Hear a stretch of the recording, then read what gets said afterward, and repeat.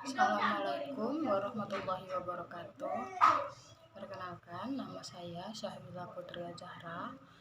Nomor induk mahasiswa 18031010100334. Di sini saya akan menjelaskan materi yang saya pilih, yaitu terkait tentang monopoli. Nah, monopoli sendiri menurut KBBI ialah situasi yang pengadaan barang dagangannya tertentu, baik di pasar lokal maupun nasional, sekurang-kurangnya sepertiganya dikuasai oleh orang atau satu kelompok, sehingga harganya dapat dikendalikan. Sedangkan pengertian monopoli adalah keadaan bisnis yang dipegang oleh satu perusahaan atau satu produsen. Hal ini dikarenakan hanya perusahaan tersebut yang memiliki layanan yang dibutuhkan oleh banyak orang, menjadikan perusahaan tidak memiliki pesaing lain. Dengan melakukan praktik monopoli, perusahaan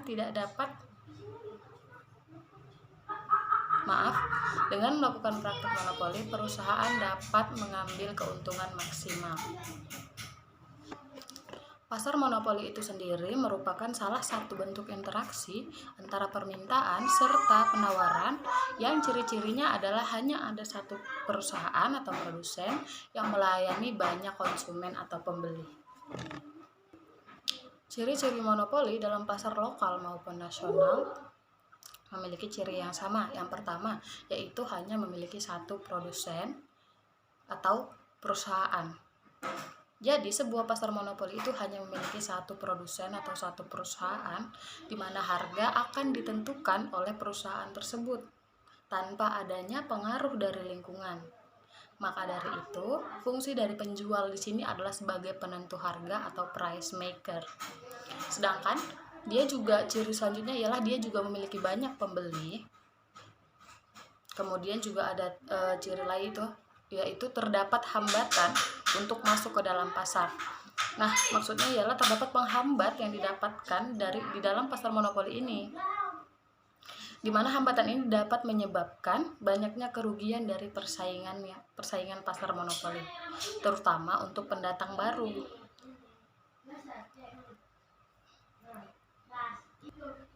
Beberapa hambatan yang ada dalam pasar monopoli ialah terdapat hak paten atas suatu produksi atau barang atau jasa yang dimiliki oleh produsen.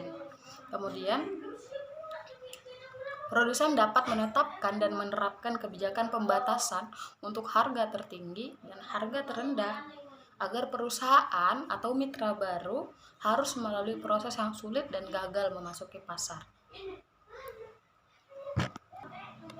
Kemudian, penyebab timbulnya pasar monopoli.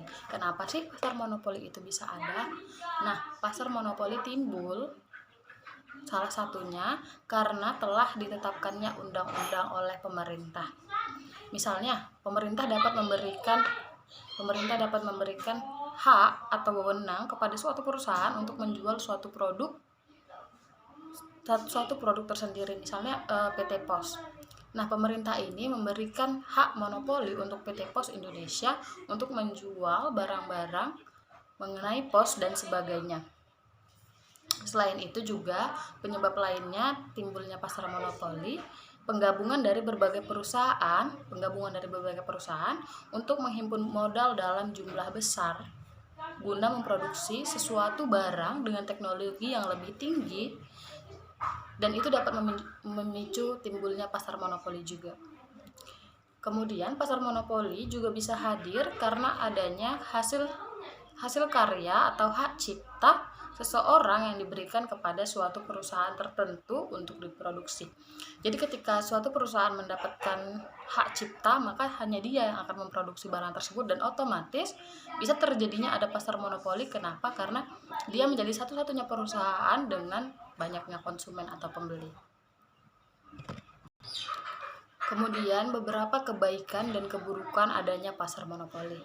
Nah, kalau untuk kebaikan pasar monopoli itu salah satunya ada pasar monopoli memiliki kebaikan dari pasar monopoli seperti menghindari produk-produk tiruan dan persaingan yang tidak bermanfaat. Jika terlalu banyak perusahaan yang bersaing, pemborosan mungkin akan terjadi. Apalagi ketika perusahaan tersebut menggunakan sumber daya yang langka. Kemudian kebaikan yang kedua, Pasar monopoli memiliki kebaikan lain, misalnya menimbulkan skala ekonomi yang menurunkan biaya produksi. Nah, ketika hanya ada satu produsen, otomatis biaya produksi akan turun.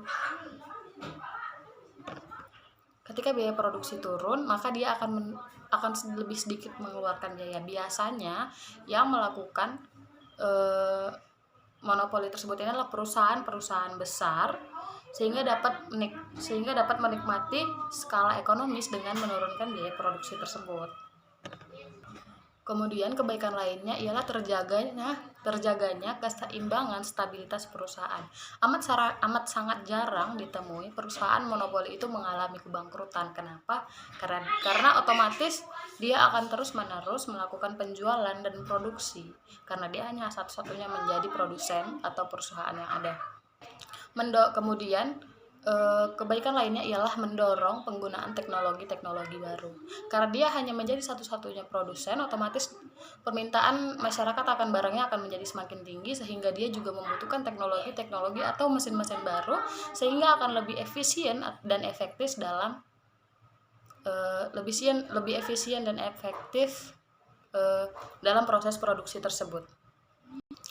Setelah berbicara mengenai kebaikan, maka kita akan berlanjut ke keburukan monopoli. Kemudian keburukan pasar monopoli yang pertama ialah pasar monopoli dapat mengakibatkan penyalahgunaan ekonomi. Misalnya, perusahaan monopoli hanya meningkatkan produksi ketika ada permintaan. Nah, kemudian juga perusahaan monopoli cenderung menaikkan harga lebih tinggi dan tidak pernah menambah suplai produk, sehingga memicu kenaikan harga sebab banyaknya permintaan dari konsumen. Kemudian keburukan selanjutnya adalah kesenjangan dalam pendapatan.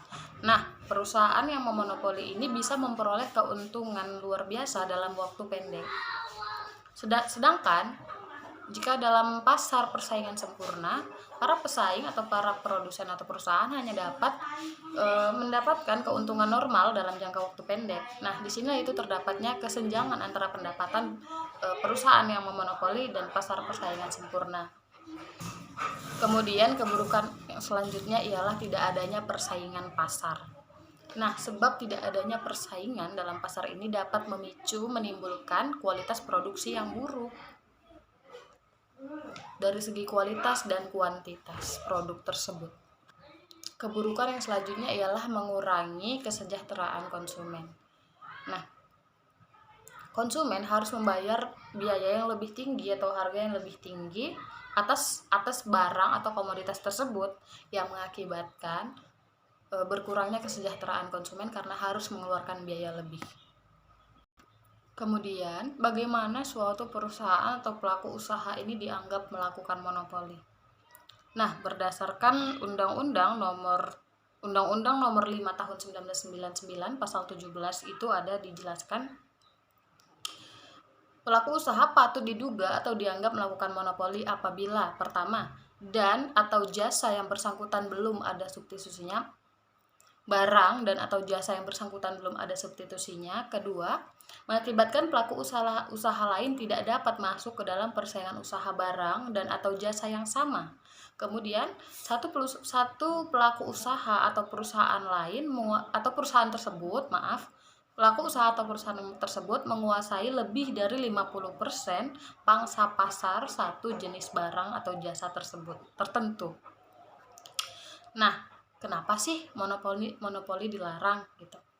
Monopoli dilarang oleh pemerintah Indonesia dikarenakan pasal 2 dan pasal 3 Undang-Undang Nomor 5 Tahun 1999. Yang mana pada intinya adalah tetap menjaga keseimbangan atau antara kepentingan pelaku usaha dan kesejahteraan rakyat, yang mana merupakan memberikan kesempatan kepada setiap orang untuk melakukan usaha dengan sama dan tidak dikalahkan oleh pelaku usaha besar. Jadi dilarangnya monopoli ini agar usaha-usaha kecil, UMKM itu tetap tumbuh dan tidak dikalahkan oleh pelaku usaha besar. Jadi itu mungkin sekian dari saya penjelasannya. Mohon maaf bila banyak kekurangan kata dan belum maksimal dalam menjelaskan. Pak Terakhir saya ucapkan wabillahi taufiq wal hidayah. Wassalamualaikum warahmatullahi wabarakatuh.